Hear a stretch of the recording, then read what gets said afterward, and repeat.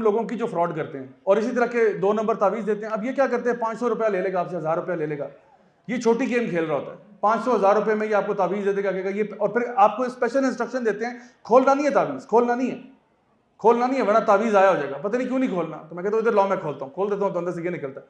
अच्छा, या फिर वो जो जादू करने वाले होते हैं, वो क्या करते हैं कि वो तावीज़ फिर बहुत गंदे किस्म के तावीज़ बनाते हैं जिसमें जादू होता है और शयातीन के नाम लिखे होते हैं और कुरान की आयात जो है वो किसी गलीज लिक्विड से लिखी होती है, खून से लिखी होती हैं, अल्लाह माफ़ करे, और इससे भी वर्स।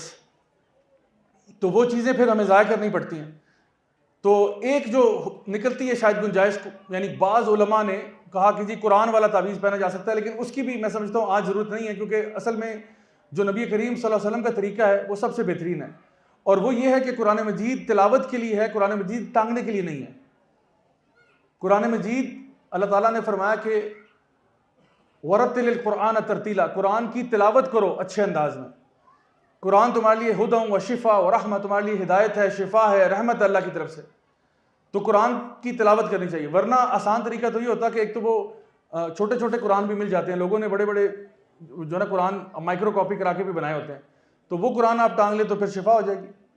यानी बजाय एक आयत लिखने के पूरा कुरान ही लेके फिरें, या और बेहतर चाहें तो आप USB ले लें हमारे स्टॉल से, पूरे कुरान वाली, उसमें पूरा कुरान भी होगा, तर्जुमा कुरान भी होगा, तफसीर भी होगी, ये वाला लेक्चर भी होगा खास तौर पे तबर्रुक के लिए।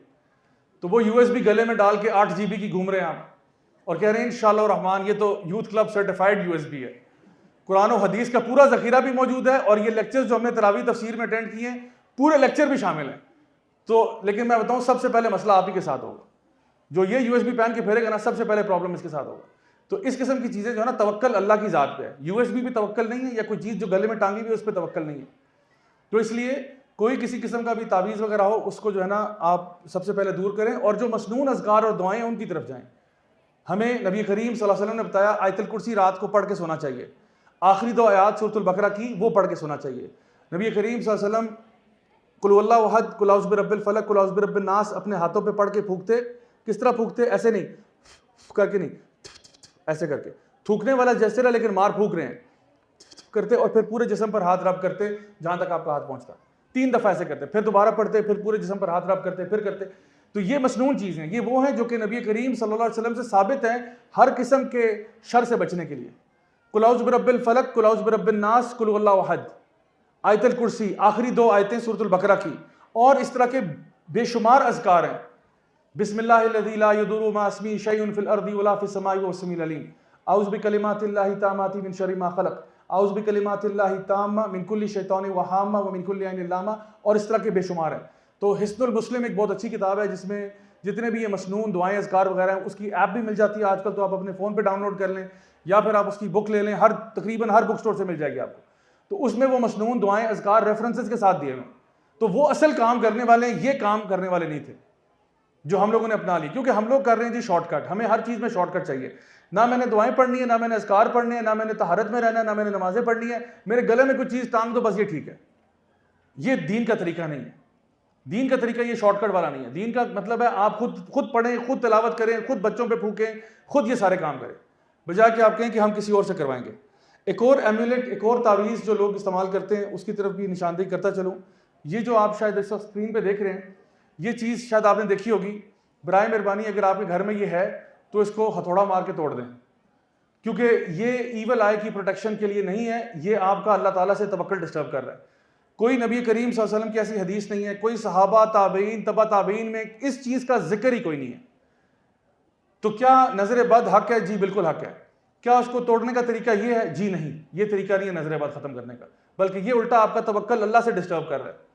कि मांगना अल्लाह से था, आपने अपने घर में एक चीज़ टांग ली कि जी सारी कोई सुपर पावर्स इसमें आ गई हैं, पता नहीं कौन सी कोई मार्वल की फिल्म देखते रहे आप, जहाँ पे आपको लगा कि सारा कुछ इसके अंदर जज्ब हो जाएगा। कोई जज्ब नहीं होगा इसमें। ये सिर्फ एक कांच का टुकड़ा है, बड़े आराम से टूट जाता है। मैंने बहुत तोड़े हुए हैं, कोई टेंशन नहीं, इंशाल्लाह बहुत ही आराम से ऐसे फेंकेंगे टूट जाएगा इंशाल्लाह।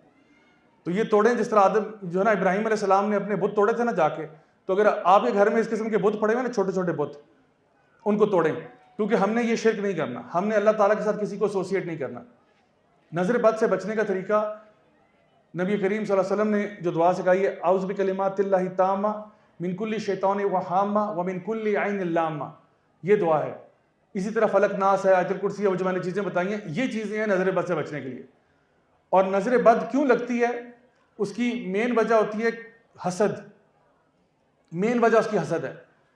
और उलमा इसके बारे में बयान करते हैं कि एक इंसान आपके साथ जो हसद करने वाला है, वो आपको एक, मतलब इसकी मुझे पूरी साइंस नहीं पता इसके पीछे, लेकिन बहरहाल वो ये कहते हैं कि एक बंदा जो आपके साथ हसद करने वाला है, वो आपको आपकी चीज़ों को बुरी निगाह से देख रहा है, और वो बुरी निगाह, जिसको आजकल हम लोग नेगेटिव वाइब्स कहते हैं, वो ट्रांसमिट कर रहा है आपकी तरफ, जिसकी वजह से आपके साथ कोई मामला दरपेश आ जाता है। और हमें कैसे पता चलता है कि कोई चीज़ बुरी नज़र से हुई है या कोई हादसाती तौर पे वाक़या हो गया? तो जो बुरी नज़र के साथ ताल्लुक़ है, वो उन चीज़ों का है जहाँ पे कोई बहुत सडनली कोई चीज़ आपके साथ हुई है। सहाबा ये बात इरशाद फरमाते हैं कि एक सहाबी बाकी सहाबा के साथ एक दरिया के अंदर नहा रहे थे, और बाकी कुछ सहाबा वहाँ पे कपड़े धो रहे हैं, कोई कुछ काम कर रहे हैं। तो एक सहाबी वहाँ पे नहा रहे थे, तो आधे वो पानी के अंदर थे, आधे पानी से बाहर थे। तो थे बड़े माशाल्लाह खुशअकल भी थे, जिस्म भी माशाल्लाह तगड़ा था उनका। तो एक और सहाबी वहाँ से गुजरे और उन्होंने उनकी फिज़ीक को अप्रिशिएट किया। उन्होंने कहा क्या जिस्म है इसका और क्या इसकी स्किन है, और कोई आगे बात नहीं की, बस ये कहा। तो वो सहाबी जो पानी में नहा रहे थे, वो धड़ाम से गिर गए पानी में। बाकी सहाबा ने उनको उठाया, वहाँ से बाहर निकाला और नबी करीम सल्लल्लाहु अलैहि वसल्लम के पास ले गए। तो आपने सबसे पहले कहा कि किसने अपने भाई के साथ ये सलूक किया? तो सहाबा ने फरमाया, या रसूल अल्लाह, किसी ने कोई सलूक नहीं किया, ये तो बस नहा रहे थे और एक तारीफ़ की किसी ने और बस। तो उन्होंने कहा उनको बुलाया जाए जिसने तारीफ़ की थी। वो जब आए तो आपने कहा कि क्यों तुम अपने भाई को मारने पे तुले हुए हो? तो उन्होंने कहा मतलब या रसूल अल्लाह, मैंने क्या किया? उन्होंने कहा कि अगर तुम कोई चीज़ अच्छी देखते हो तो तुम क्यों अल्लाह ताला को बीच में नहीं लेके आ सकते थे? यानी तुम कह देते अल्लाहुम्मा बारिक लहू या बारकल्लाहु फीकुम या माशाअल्लाह तबारकल्लाह, कुछ कह देते तो इस तरह की बात, तो इसको नज़र ना लगती। लेकिन चूंकि तुमने कुछ नहीं कहा, बस ये कहा क्या जिस्म है, वाह वाह क्या जिस्म है, क्या इसकी स्किन है, बस ये कहा तुमने, तो उसकी वजह से उसको नज़र लगी, और नज़र एकदम से लगी है, बिल्कुल ठीक ठाक थे, शाश बशाश कोई मसला नहीं, एकदम से गिर जाते हैं। फिर नबी ने इन सहाबी से कहा कि जाके आप अपने वुज़ू का पानी लेकर आए। वो अपने वुज़ू का पानी, यानी वुज़ू करने के बाद पानी इकट्ठा किया, जहाँ पे वुज़ू कर रहे हैं पानी जमा कर रहे हैं, वो पानी लेकर आए। तो इन सहाबी जो बेहोश हो चुके थे, इनके सर के ऊपर से वो पानी उंडेला, तो वो ठीक हुए एकदम से। तो अब